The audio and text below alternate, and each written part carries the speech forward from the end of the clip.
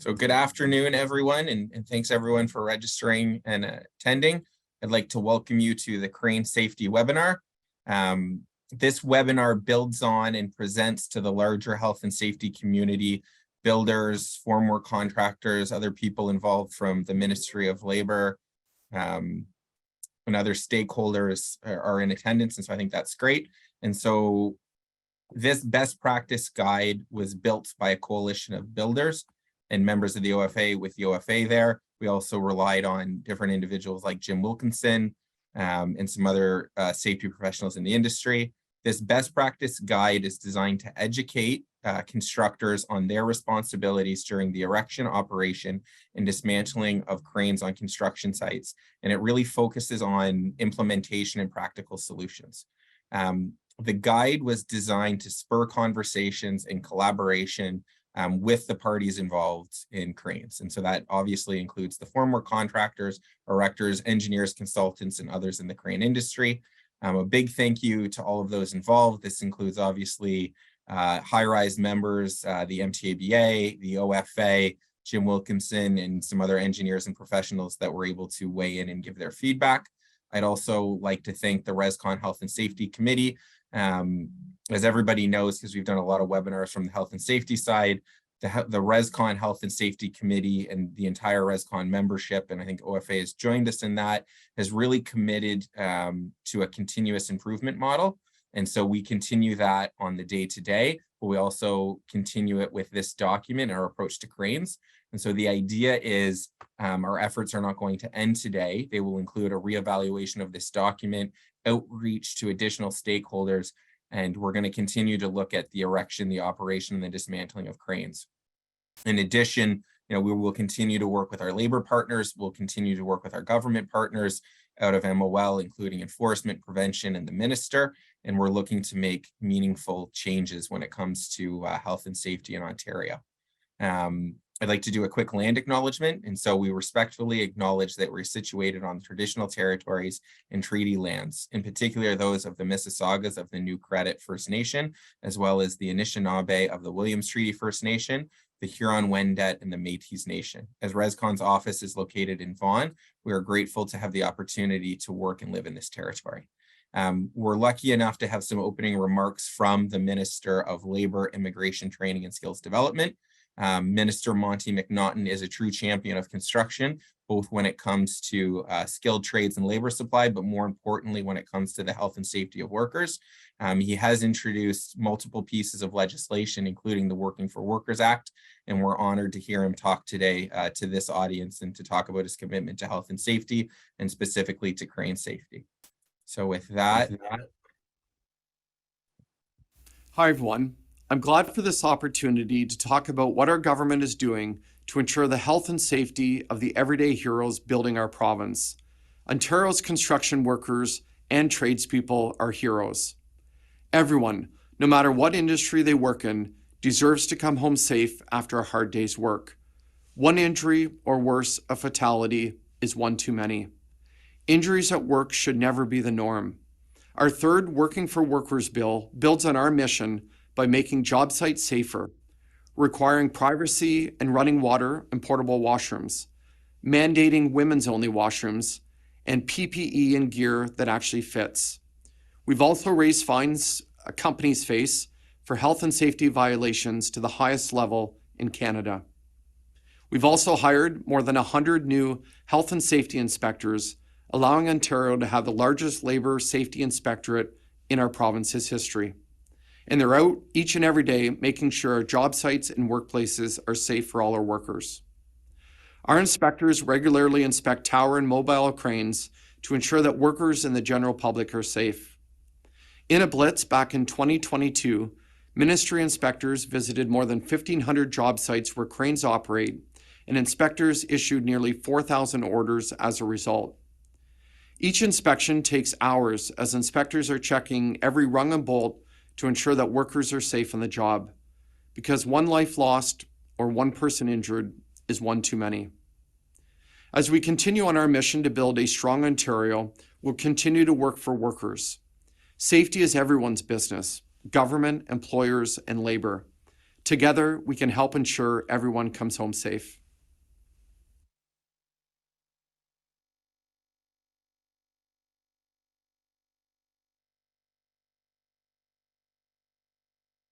Thanks, Minister McNaughton, for sharing those remarks with us. As Andrew said, he is a true champion of the skilled trades and the health and safety of construction workers across the province. Our next speaker is someone who's also very familiar to the construction industry, and that's Dr. Joel Moody, who's the Chief Prevention Officer for the Ministry of Labor, Training, Immigration, and Skills Development. And he joins the ministry from the Electrical Safety Authority. It's a seasoned public health and occupational health and safety leader with over 17 years experience working in various labor organizations throughout the province of Ontario. Welcome, Joel, and thank you for being with us today.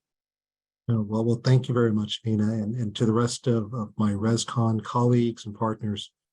Thank you for having me here as well. Definitely hard to follow the minister, but I'll definitely do my best. Really want to say, congratulations, RESCON, the Metropolitan Toronto Apartment Building Association, or MTABA, and the Ontario Formwork Association, OFA, for publishing the Tower Crane Safety Guide. This guide will provide valuable guidance to the developers, the builders, constructors, especially as we keep our workplaces safe. Unfortunately, the minister highlighted some of our statistics that, we see critical injuries with cranes almost every year.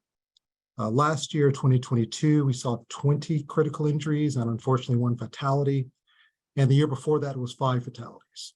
And so I'm sure that there were many near misses that have not been reported or that go unseen each year as well. But it's the commitment to health and safety that's displayed through the development of this guide, which will help us reduce and ultimately eliminate those numbers. The first line of the guide in the preface makes me really feel passionate as your CPO. The ability, as we say, a commitment to health and safety that's about continuous improvement are the key pillars of the construction industry. That's what it's all about.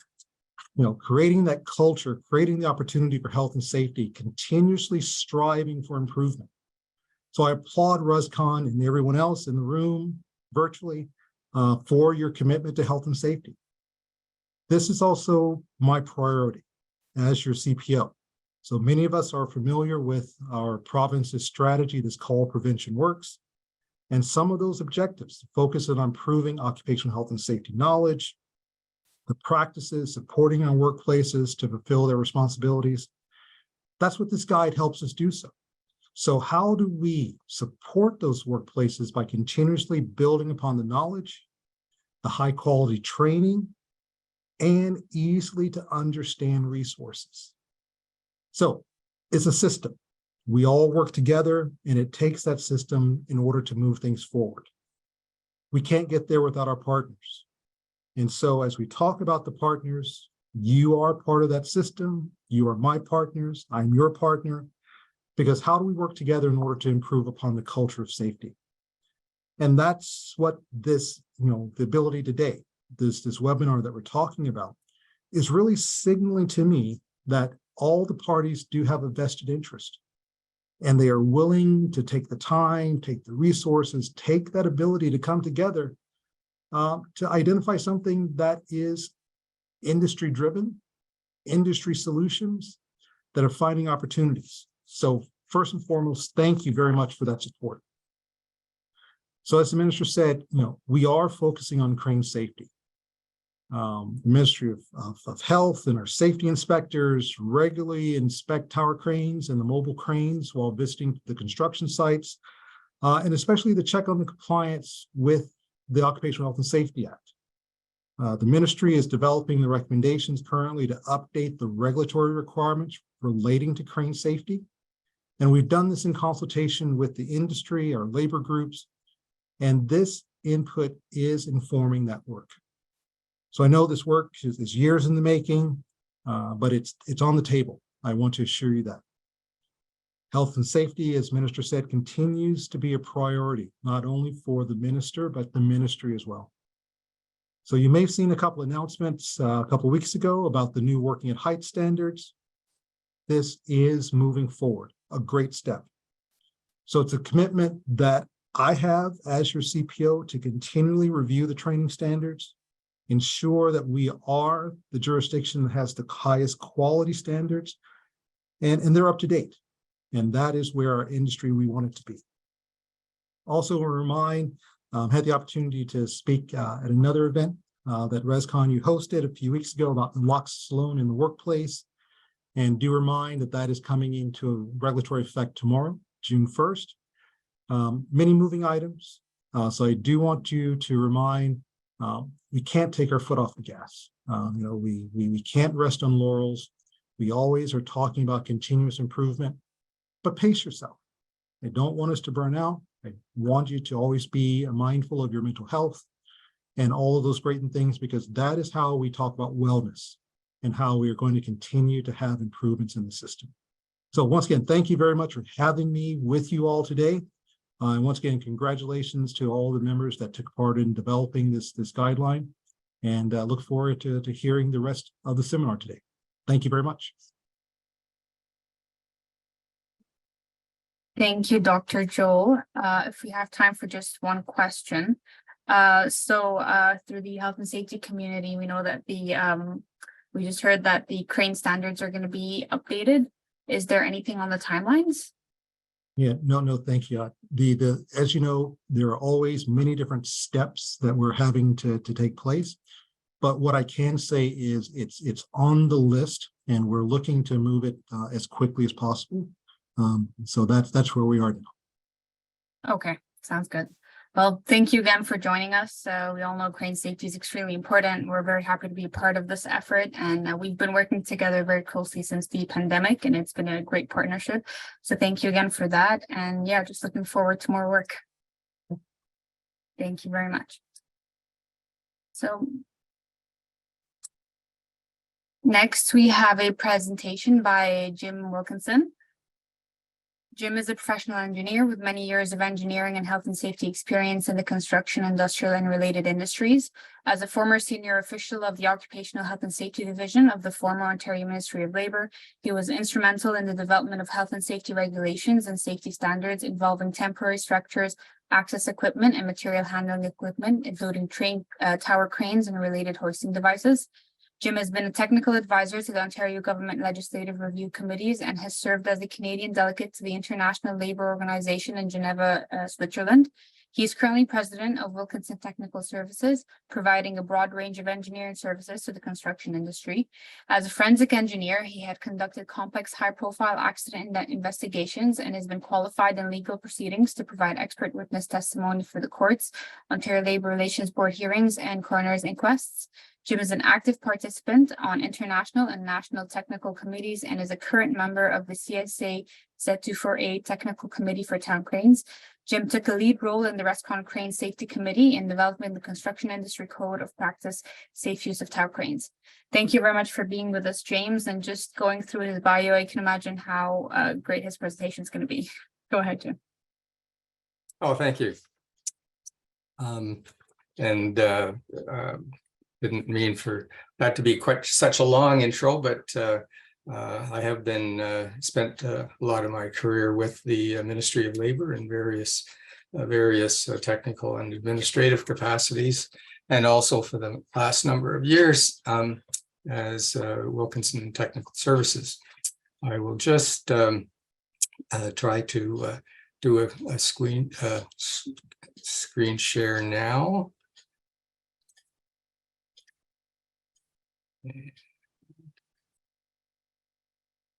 Okay. As part of the webinar, I have put together a PowerPoint basically going through all of the subjects in the Crane Safety Code of Practice Guide. So I'll follow it. I'll follow that through. And then at the end, I just wanted to show you the last part of it, which is essentially a checklist that the users of the document can use.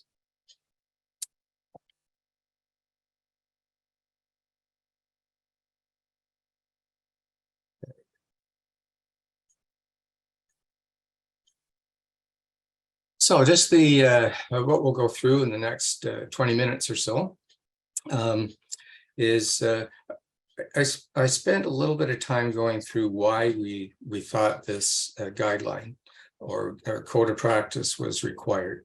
And primarily and I call them deficiencies or gaps, but they're gaps between the regulatory requirements, perhaps clarification of what is either intended or in addition to, and how we decided to fill those gaps.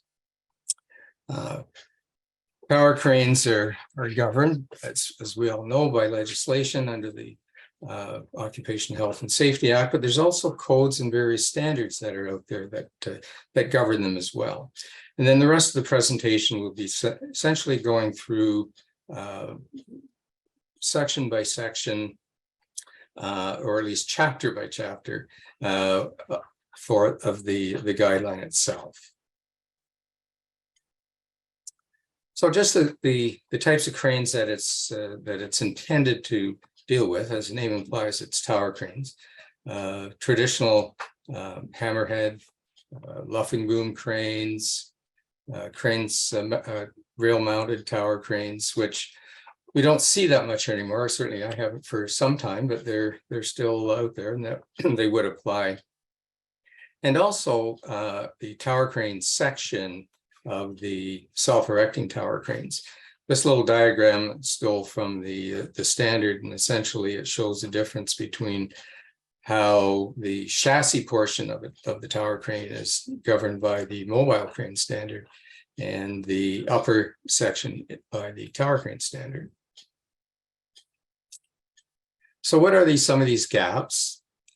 One of them is the NDT inspections and the engineering reports. What is covered by the non-destructive testing, what isn't, what was the intent. And one thing that it hasn't covered, or hasn't been clear at least, is what I call the structural or secondary structural components. And what these are components such as platforms and ladders and other attachments, the attachment of the operator's cabin, for example. These components, if were to fail, would not cause a catastrophic collapse, but they're certainly important components that need attention from the testing standpoint. Others are mechanical components that aren't specifically detailed in the regulations and other codes. Electrical components, and particularly electronic controls, which aren't addressed specifically. The other thing that we've done is clarify the concept of engineering oversight versus engineering inspection. And what this is essentially the expanded role of professional engineers involved with tower cranes. Primarily the PEO practice standard that came out quite a number of years ago, which clarified the role of professional engineers. The multiple engineering involvement in a tower crane is really quite extensive. There's the design of the foundation that might have one engineering group, the shoring for climbing, the shoring generally, and the building engineer, the engineer of record. This is the engineer that's responsible for the design of the building. On the non-destructive testing, for what components should they be tested? Structural, mechanical, what about mechanical non-destructive testing? So these are the things that we tried to address in the standard, or in the guidelines, sorry. So these are the main issues, or the main documents and that govern tower crane. Obviously the construction regulations under the Occupational Health and Safety Act, sorry, the CSA standard for tower cranes, and the Professional Engineers Ontario practice standard for tower cranes. So all of these documents interact with each other. So the main thrust here is to go through the RESCON Construction Industry Code of Practice, Safe Use of Tower Cranes, which you see on the left side. And each of the chapters. Now, what I'm going to go through is the numbering system that is identical to what is in the guideline or the code of practice rather. And it's also the same numbering system that's in the checklist. So essentially it goes through from the planning stage, the pre-erection requirements, which is all of the requirements of testing and documents that are done usually when the crane is in the yard, back to the site with the development of erection procedures and an installation plan. After the tower section is erected, all the inspections and the engineering review that needs to be done, all of this happens before the crane is put into operation. And then the fifth one with during operations, some requirements there. And lastly, I'll go through the checklist.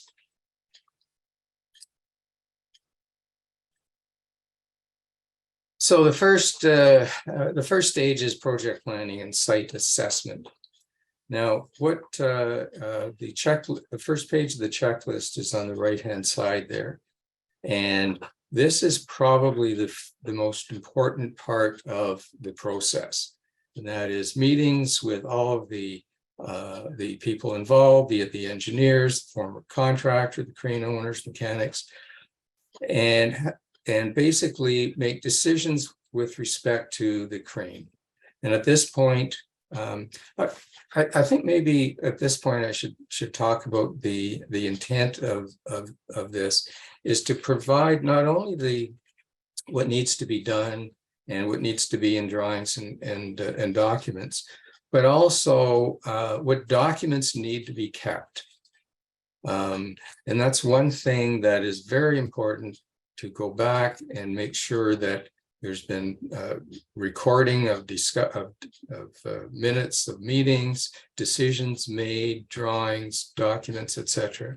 So part of what we recommend being kept here are things like, at this point, there may be some general crane layout drawings in the preliminary stages. You want an assessment of the anticipated load, what loads are going to be lifted, and also the anticipated wind conditions, depending on where the crane is.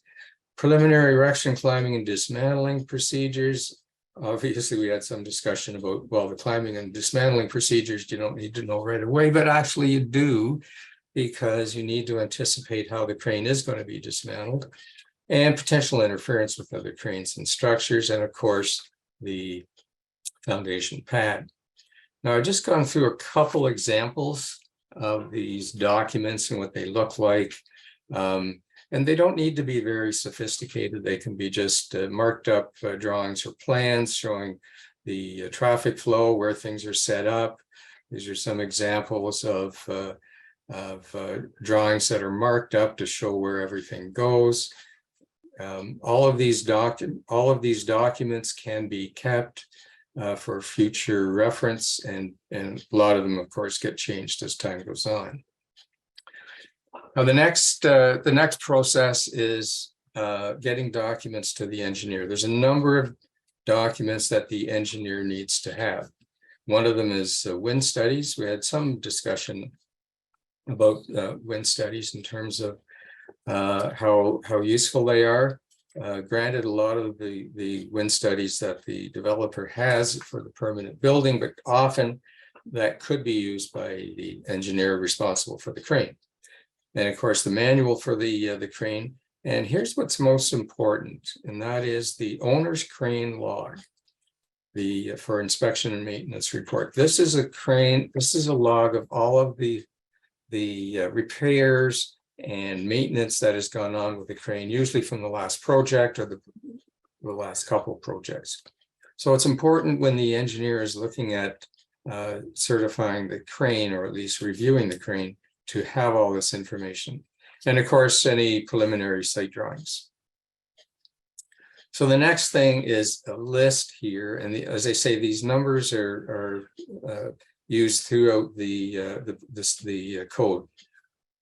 Non-destructive examination and testing, this has to be done. This is all done in the yard. Slewing ring fasteners, these two I'll get into in a little more detail in a minute. Mechanical hoisting and operational components, the electrical supply, control systems, wire ropes, and as I mentioned before, secondary structural components. So all of these things need to be dealt with, inspected, reports written for when the crane is in the site. Non-destructive testing and examination, these were quite important to have properly documented. But the testing is not just for the key structural components. All load holding components, hoist blocks, trolleys, pins, bolts. All of these things are components that need to be specifically addressed. And it should be done relatively close to transport to the project. In other words, it's not a year ago, that sort of thing. But in this climate, as all the contractors I'm sure will know, most of these cranes go from project to project fairly quickly. Slewing ring fasteners are another key area that need to be dealt with. The non-destructive testing may take the form of ultrasonic test methods, but it should be verified that they're the proper fasteners and they're suitably marked when they are tested. You can see in a photograph there where the lines mark the fasteners that, sorry, the bolts that have been fixed or that have been tested. Wire rope as well. We for a long time recommended that when the crane goes to the project, it should start off with wire ropes. And I put a note here that the hoist ropes are to be installed on site. Then the engineer should indicate that in the engineering report. So back to, I'm sorry there. Okay. Site preparation now at the same time, of course, at the site. The drawing information, this is essentially the information that needs to go onto the drawing. Clarification of scope. The issue there is many times the scope of the engineer's drawing won't be clear. One engineer would say this is only really for the design of the footing. Others will say there's a lot of areas that it's not intended for. So this needs to be clarified. Reaction forces should, of course, be on the drawing, and also at least the key erection procedures. Dismantling and climbing procedures can be done at a later date. Out of service conditions, this generally needs to be dealt with at this stage, because luff and boom cranes are very sensitive to wind during the off when they're out of service. And the other issue is, of course, reviewed by the structural engineer of record for the building, particularly any climbing operations. Now, lastly, here we have the pre-erection engineering review report. This is one of the key areas that are different with respect to the professional engineer, because this is a review report. And part of that review is a lot of the documents and inspections that have been done by others.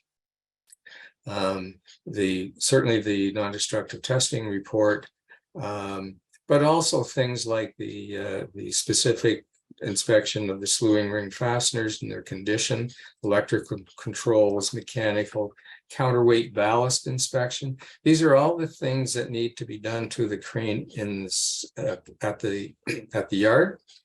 And the concept of this is having the engineer or an engineer review all of the information that was done. Then we got to the installation plan and erection procedures on site. We dealt with a number of requirements for the written installation plan. Climbing and dismantling procedures come at a little later date. But one thing that was important was the emergency preparedness plan.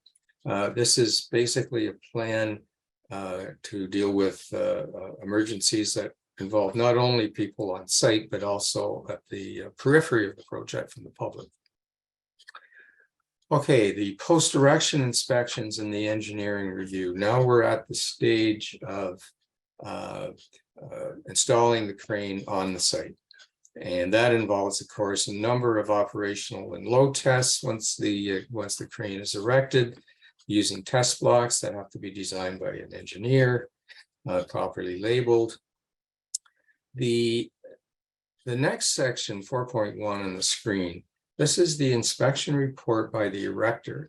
Now, there are two key reports before the crane goes into service. One is the report by the erector, putting essentially the components together, doing the functional tests. Load tests are usually done by the erector.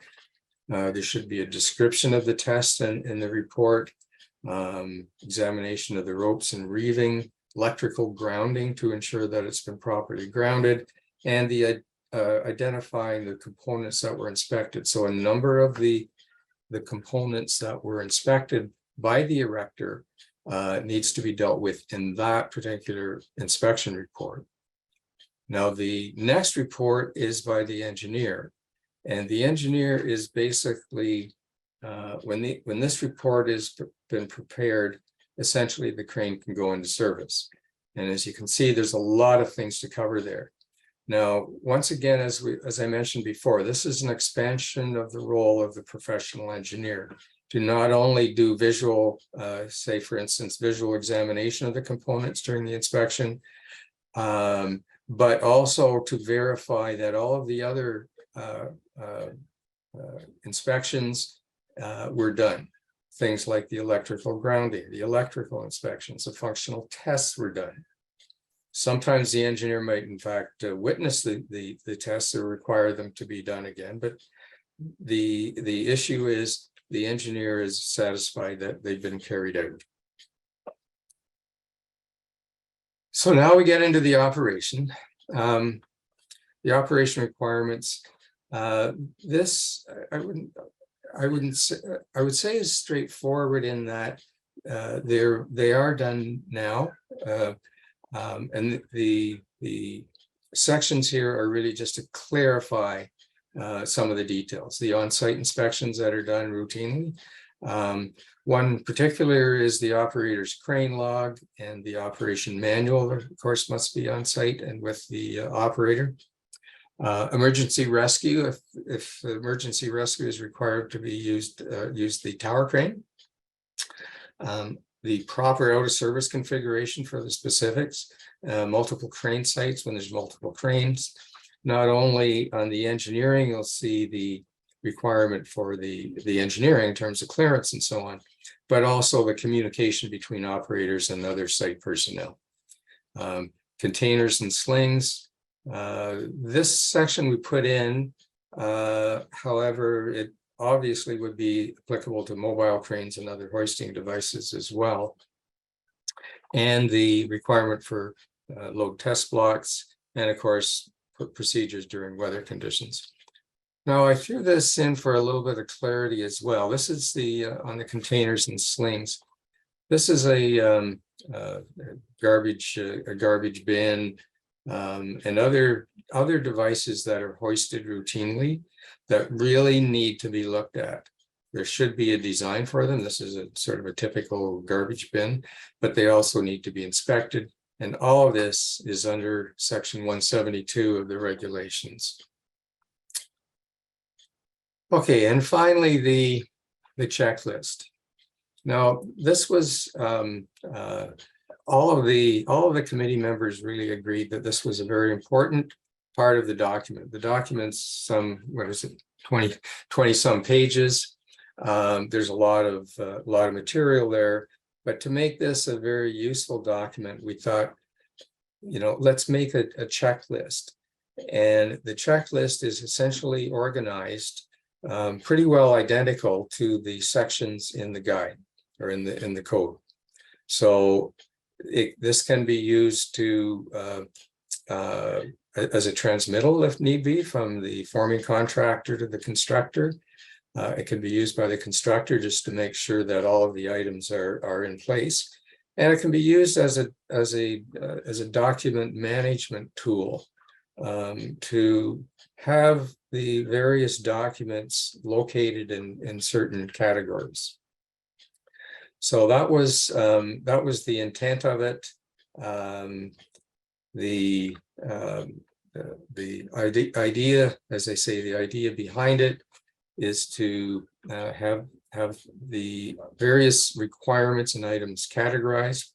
And I guess I may have said this already, but the concept for this is really aimed at the constructor in terms of their overall general responsibility to make sure all of these happen, and they have documents to back it up and to indicate their due diligence.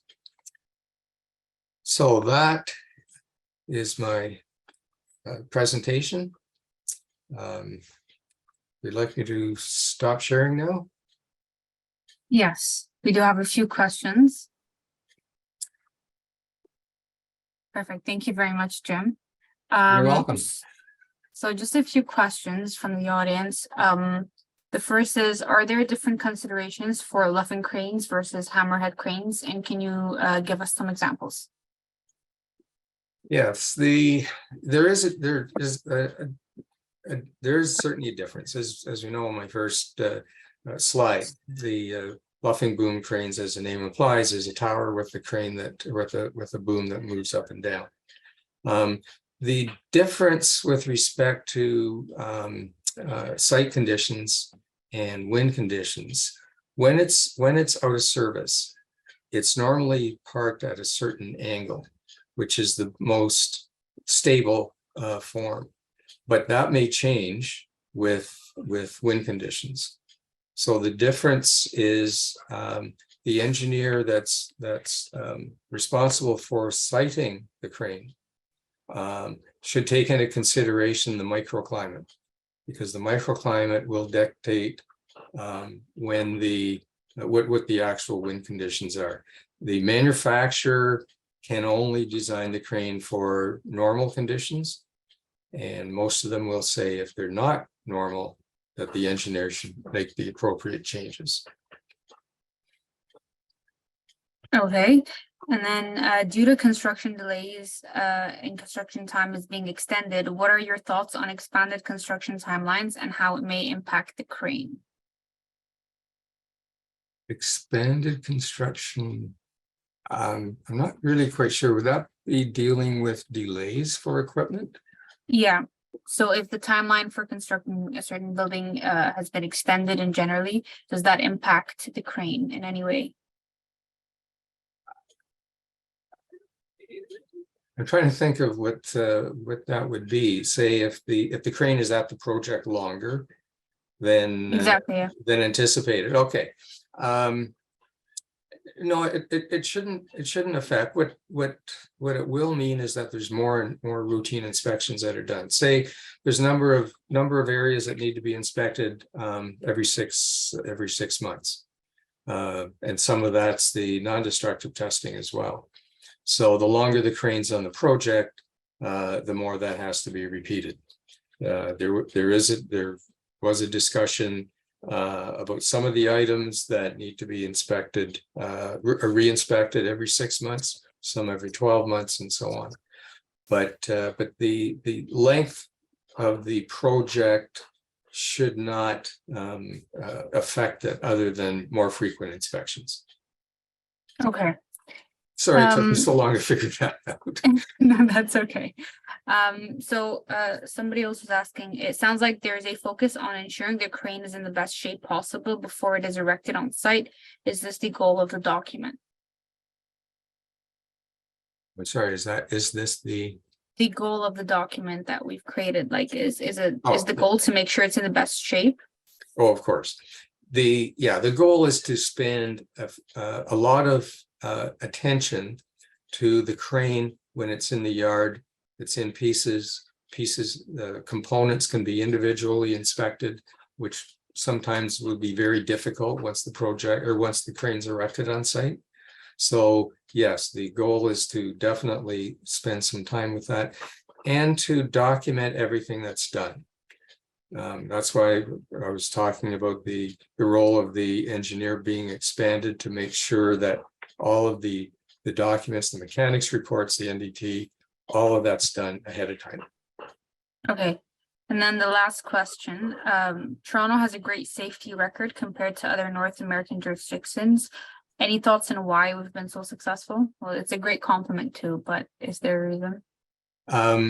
It is a compliment, and I believe it is true.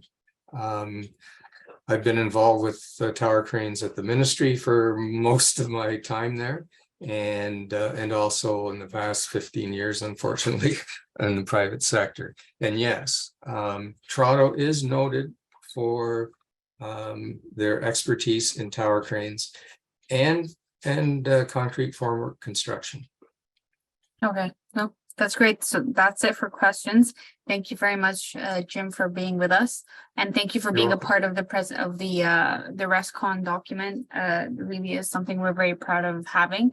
It is uploaded on our website, and we will be sharing it in the post-event summary. So keep an eye out for it. Next, I'll turn it over to Andrew, who will be moderating our panel.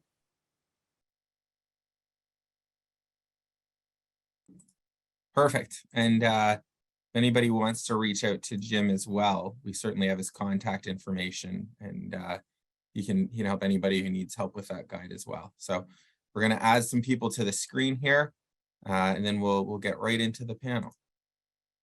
So we're lucky to be joined by 3 crane experts, and then they've added me just for good measure. Not that I'm anywhere close to as knowledgeable as these individuals when it comes to crane safety. We've got Steve Hack, Dennis Kansian, and Helena.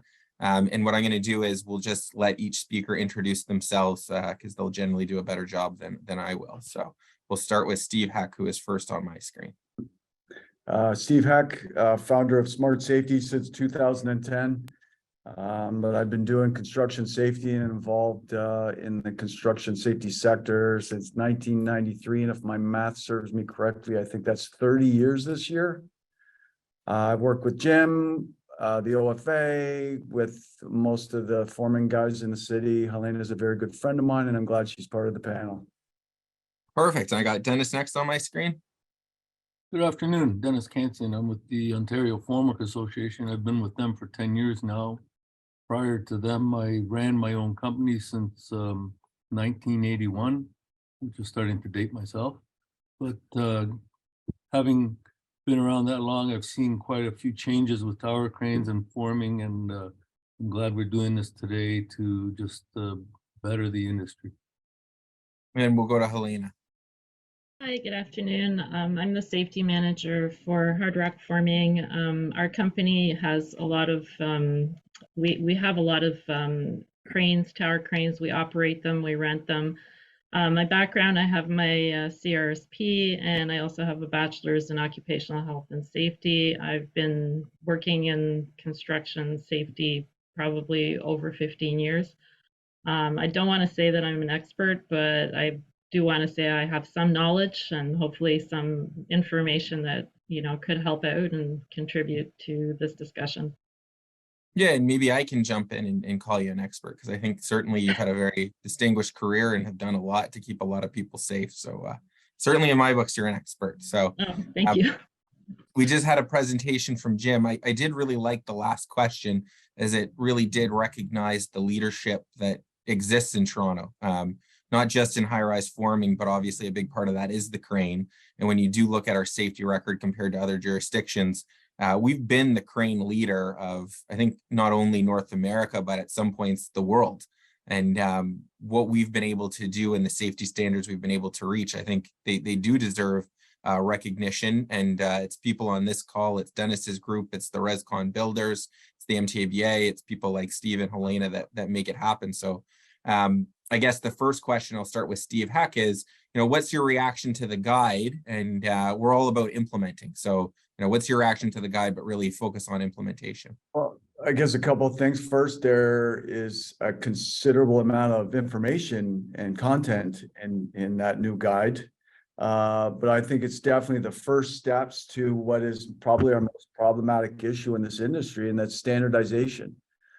If we can get everybody on the same page doing the same things and know what the exact expectations are, then hopefully we won't have possibly Ministry of Labor with different expectations in different divisions and stopping cranes for sometimes needless points on specific cranes, as well as when the forming guys are moving from builder to builder. And again, there's different expectations of what needs to be submitted, when it needs to be submitted.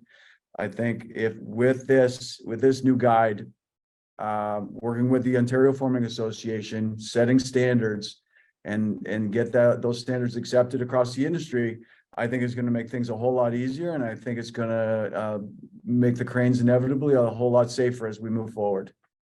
Absolutely. And just go to Helena for her thoughts. Yeah, I think that the guide is definitely a very good document, and it is definitely a great start. Just communication, having clarification and consistency in information is extremely important. Just gonna speak a little bit about some of my experience that's sort of relevant to this. About I want to say 5-6 years ago, we developed through the Ontario Formwork Association something called the Tower Crane Safe Use Agreement, which is a document that essentially clarifies to everyone what their responsibilities are when it comes to using a tower crane on a job site, from the constructor to the end user, who might be a different subtrade, and then what sort of are those requirements, and this also placed some accountability on people. And what we've actually noticed that in the last 2 to 3 years, the number of incidences, at least in my personal experience, of us having hoisting issues and losing loads and things like this on a construction project have significantly dropped. And so from a safety perspective, the sort of communication piece is if the communication is clear and it's out there and everybody understands what they need to do, that makes a huge difference. Yeah, and if we can go to Dennis, I think we do need to recognize that the Ontario Formwork Association and your members, they've always been leaders when it comes to safety. You've been ahead of the ministry. I know, Dr. Moody gave us updates on what they're looking to update. I mean, it's my understanding that the industry and your members have already implemented most of those proposed amendments. But I mean, what's your reaction to the guide, Dennis, and I guess the state of crane safety? Well, I think the message I'm getting here and everybody's putting across is making more awareness. If everybody's aware of what they've got to provide, what they've got to do, who's got to do it, and when they have to do it, it'll make things a lot easier for everybody on site. You're not scrambling to get things done that you thought were already done. You can refer to a certain area and have your information there, be prepared. I mean, we have over 325 cranes up in the GTA. We're doing over 1 million hours of crane operations. I agree we are very safe, but if we have an incident, it's catastrophic. So the more awareness we bring to everyone so that people know where they got to be, when they got to be, it's just going to make things easier for everyone and much, much more safer. Yeah, and I think one thing that is certainly emerging from today's discussion is the need for communication, because it's one piece of equipment. Like a crane is a standalone item, but what goes into it and the number of people, consultants, trades, inspectors that touch it or impact it is immense. And so I guess focusing on communication best practices, I mean, there's communication within the team, between, a builder and constructor and the trades, within sub-trades, unions, within government, within regulators. Maybe I can start with Helena to really just talk about some of those communication issues. Well, I mean, when it comes to communication, if everyone understands what their particular role is, and everybody, so not just the person that's performing the role, but the other people that are depending on them, The clarity really makes a huge difference. Again, back to the tower crane safe use agreement, we very clearly made the end user, the subtrade that would bring their whatever it might be, pipes or windows or whatever that they want the crane to pick up. We clarify to them that they need to ensure that the straps that they're using, the container that they're using, the hoisting that they're doing, their responsibility is to ensure that that equipment is capable of holding the load. And then we explain to them, on our end, for example, we are going to ensure that, our swamper doesn't bounce that piece of equipment or that material off the side of the building. He's going to ensure that there's nobody that's, walking underneath the load. That's their end. And in my opinion, that's made a huge difference, because now the end user knows what's required. They don't just show up with a whole bunch of material and kind of look at you and say, "Oh, can you lift this for us?" It's like, well, no, it's, you're missing all these things. So if you can communicate that prior to this happening on the job site, the job site is that much more safer. The equipment that's showing up is much more secure. And the job even goes smoother and faster, because you don't need to have those conversations. You don't need to stop the job. You don't need to get into arguments or whatever, because everybody already knows what they're supposed to be doing. Yeah, I love that. It's almost like you can prepare and you can eliminate problems before they occur, because yeah, the last thing you want is to be stuck there if someone wants you to lift a load and then you figure it out on site. So I think that's fantastic. I'm gonna go to Steve here. I know you've been a big proponent of digitization, and certainly I think I'm certainly hopeful that as we digitize our communication, it can improve communication. But I'll turn it over to you, Steve. Yeah, well, simply, I mean, I'm going to give you guys a demonstration, not an actual demonstration of software, but take you through the management processes that we've implemented and created over the last couple of years to actually and effectively manage all the points that Jim Wilkinson touched on. I think we can do that. I think we can make life a whole lot simpler for all the safety people out there, and all the constructors and all the engineers.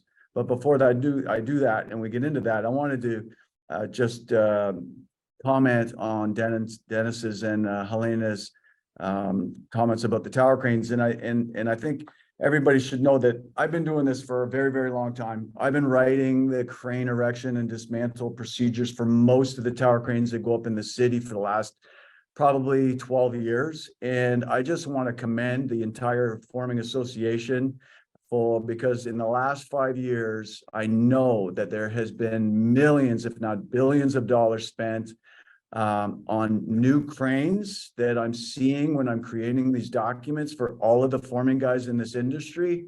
There are a lot of new cranes that are replacing some of the older cranes, some of the older Pecos. Definitely the Crolls are now no longer in existence, and this is one of the major problematic cranes we've had historically. So again, I just want to commend the entire industry for spending a considerable amount of money.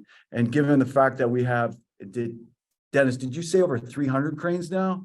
Because I lost track of like 250. No, we've been over 325 for a couple of years now.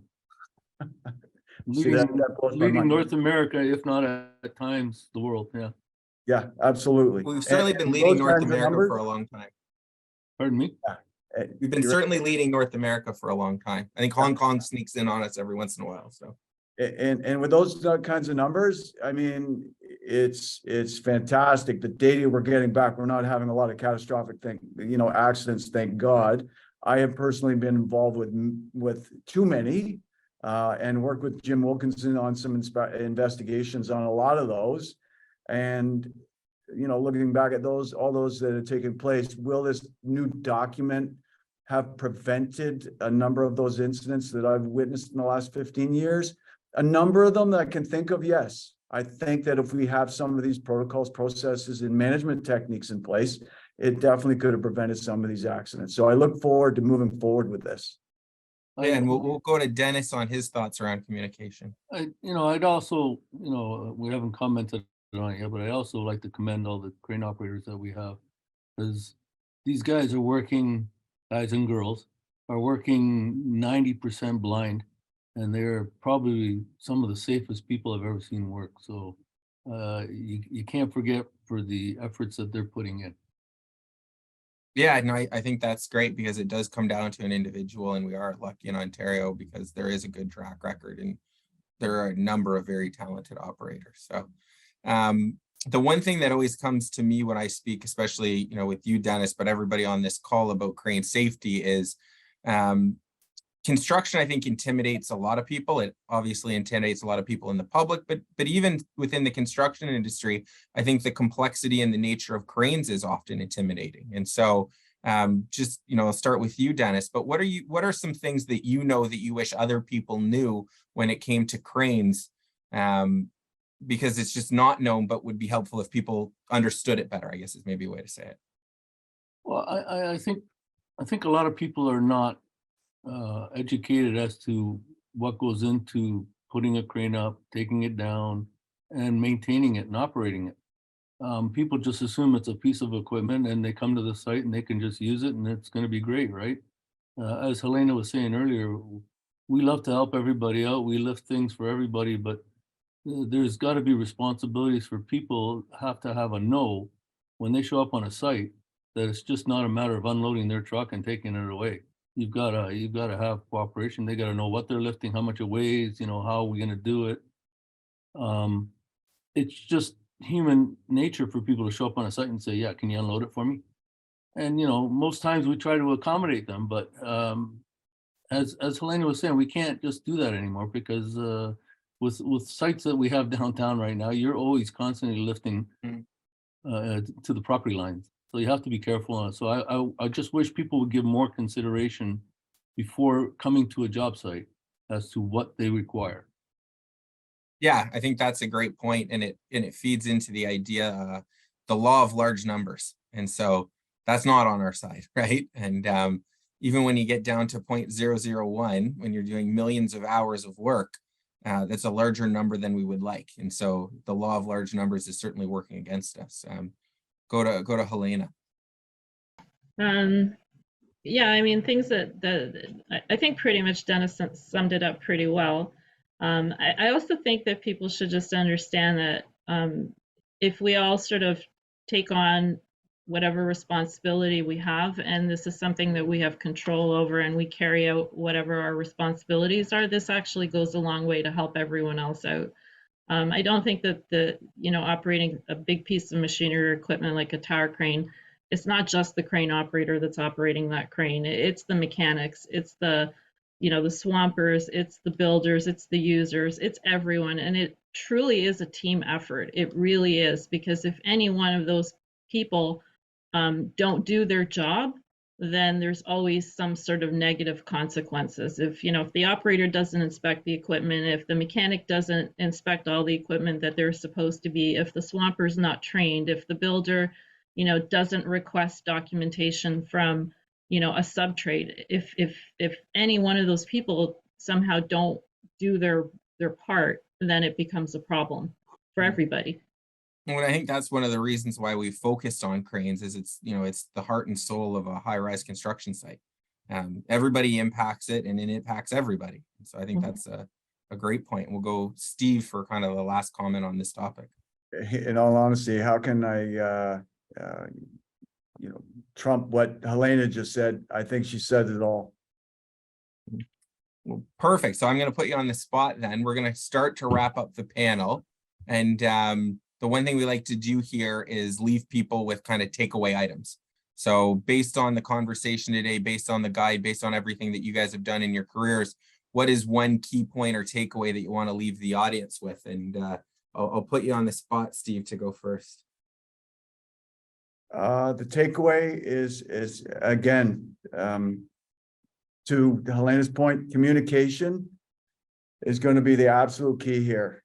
Communication between the erectors, the engineers, the technicians, getting everybody on the same page. And I'll say this, and it goes for the entire industry, standardization and acceptance of those standards as we move forward. And we'll go to Helena. Teamwork and communication. If everyone does, sometimes you got to think of a tower crane like a soccer team. If everyone plays their role and does all their parts, you're going to score. If people aren't doing what they're supposed to be, they're not where they're supposed to be, then you're going to run into problems. I always appreciate a good sports analogy. I think it's a good way to put it. Give the final thought to Dennis.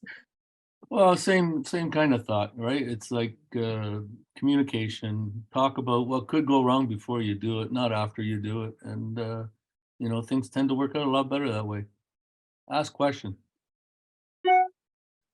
Yeah, and so I want to thank everybody today for being on the panel, but more importantly for the work that you guys do in the field and with your associations and companies. I think one theme that's coming out is we do a lot of good work and we do a lot of safe work in Toronto, and it's I think amazing to see a jurisdiction that is leading to then figure out and come together and say, okay, we're already in a leadership position, but how do we up our game and how do we use a continuous improvement model to improve it that much further? And so you know, as we work on another guide or an updated guide, or we look to meet with more stakeholders, which I think was our commitment, we'll be doing it with the three of you and your expertise as we reach out to the other groups. And Dennis raised it. You know, we're here, I guess, as a group of employers.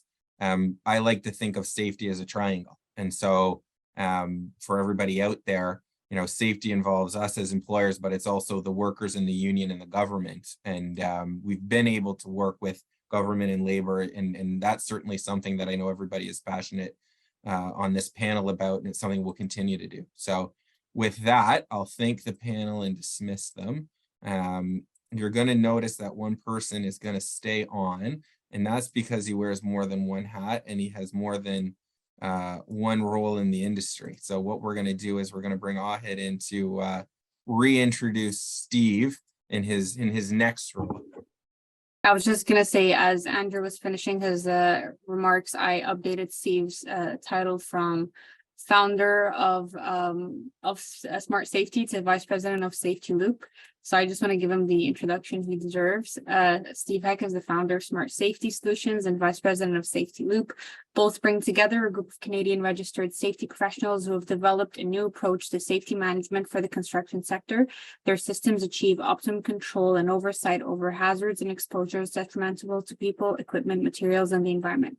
Steve has been working in construction safety for 30 years.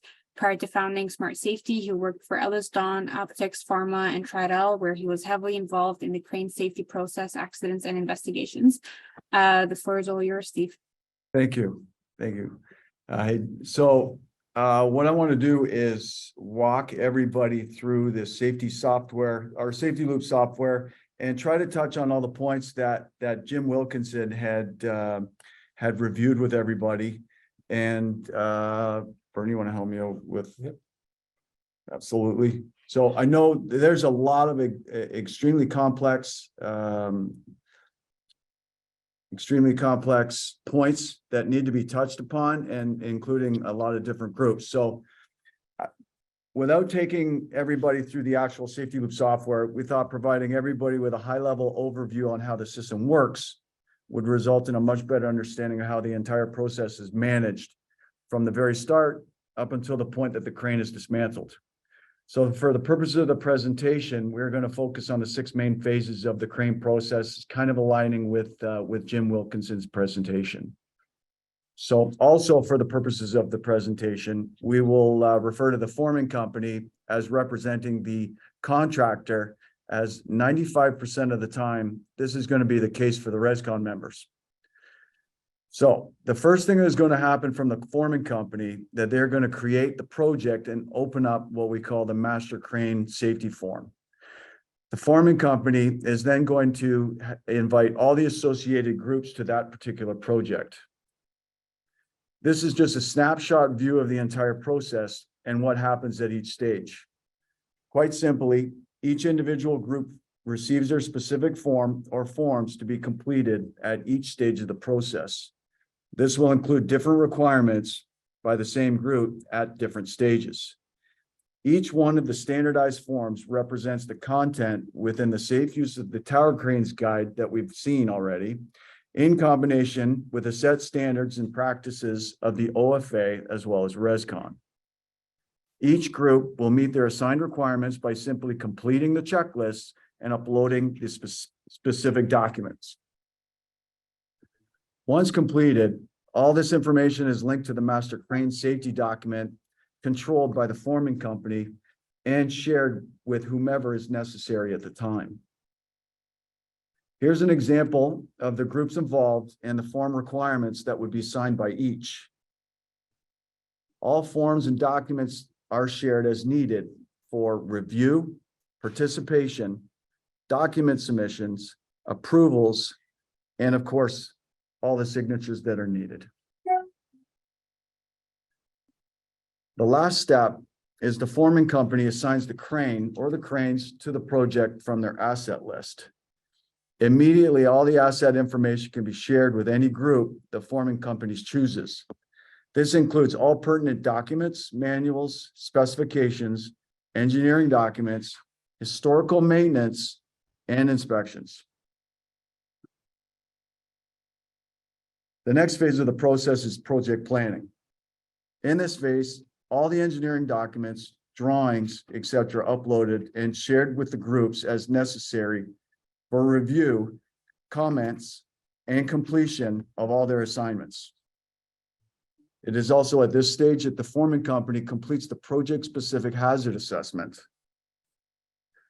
The forming company completes the already standardized hazard assessment, filling in all the specific environmental conditions, including all the controls, and shares the assessment with the constructor for comment. This document is again linked to the master report.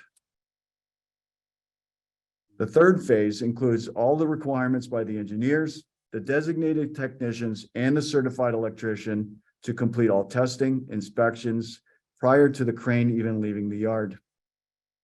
The forming company has immediate access to all this information upon completion and then can share this information to the necessary groups. Now, prior to the erection of the crane, the erectors will have already completed a portion of their assigned document requirements, including the safe work procedure for the erection, site-specific hazard assessments, as well as the traffic management plan. And this is again shared from the forming company to the constructor for review. Once the crane is erected and all the operational tests are done, the post-erection report is completed by the erectors and shared to the engineer to be included into the final report. The engineer then completes all the final testing, inspections of the crane, completes the final reports, which are then submitted to the forming company, which is in turn shared to the constructor.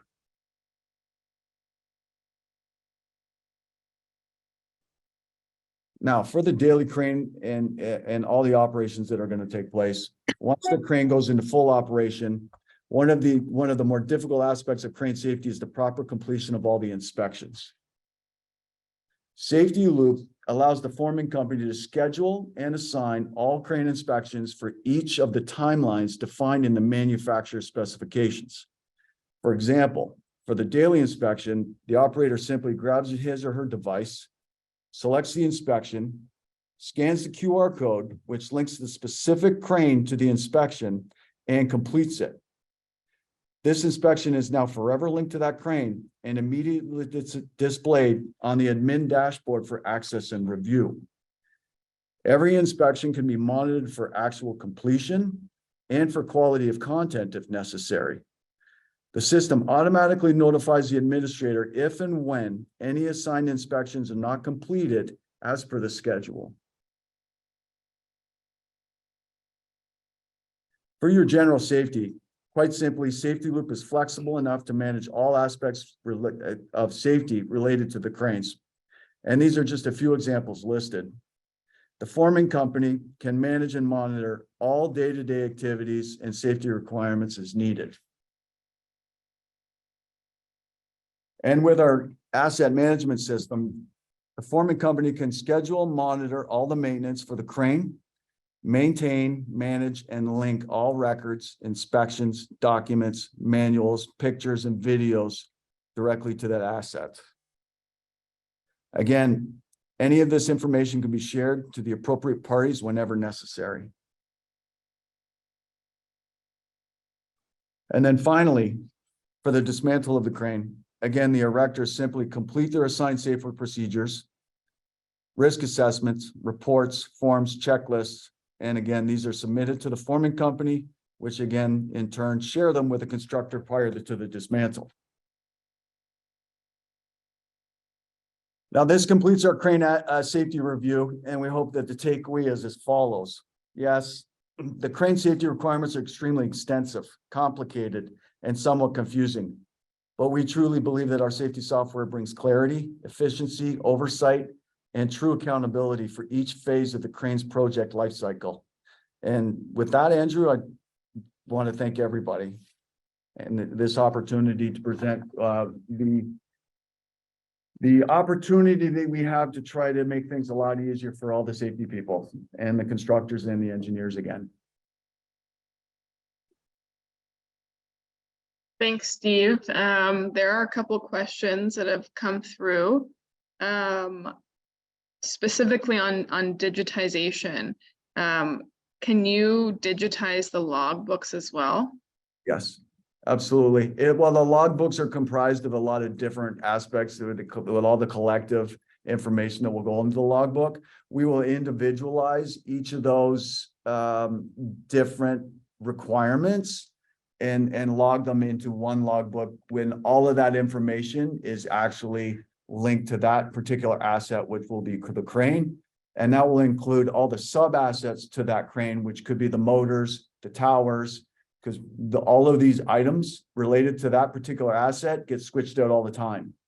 So we have the ability to attach each of the sub assets, again, being, for example, the tower crane section, the towers can be linked to that and tracked against that particular crane. And can you see those updates in real time? Absolutely. Yeah.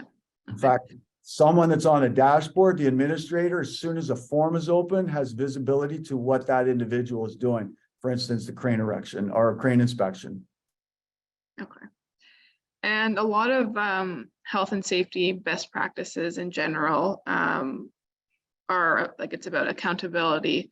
And then can you talk a bit about how accountability applies to crane safety? So quite simply, all the inspections and all the requirements can be assigned and scheduled to different parties and individuals.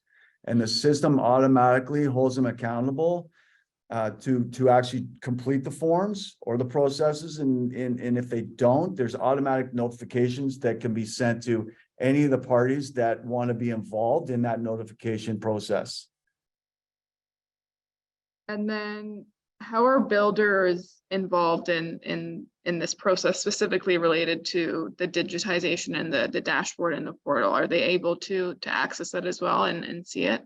We have a couple of different ways to get all this information to the builders. First and foremost, we would actually, because all of this entire process is driven through the forming companies. When that forming company shows up to a project and establishes their crane processes, we will send out an invite from the forming company that's using our software. That invite will be sent to the builder. We will actually handhold the builder and create their own portal. And then the information exchange between the builder and the forming company can take place there. And that includes all the sign-offs, the commentary, the notes, the everything related to the crane erection and management, obviously. Super, thank you. I don't see any more questions that have come through on my end. I don't know, Ahid or Andrew, if you've had any more questions come through. I think we're good. Yeah. Okay, on that note, thank you, Steve, and Dr. Moody, Jim and Helena for joining us today. Like Andrew said during his remarks and was mentioned from all the speakers, this best practice guide is exactly that, a best practice. And we're hoping that everyone, if they haven't already looked at the guide, they do so and they use it to really elevate their health and safety practices and continuously improve. And with that, I'll pause there. And just as a reminder to everyone, like all of our webinars and our events, they are recorded. So you will be able to rewatch the webinar or share it with those who were unable to make it today, and then be sending that out in a couple days to anyone who RSVP'd and is here today. So thank you.